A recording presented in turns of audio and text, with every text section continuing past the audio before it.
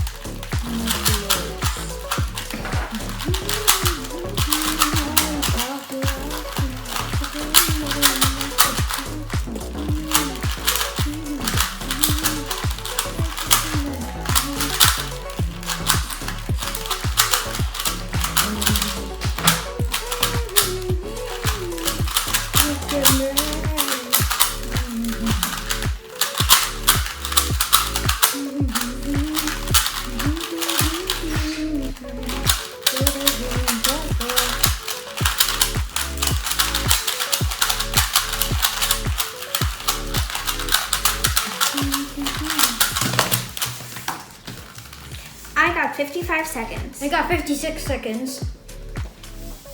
I think I got a new PB.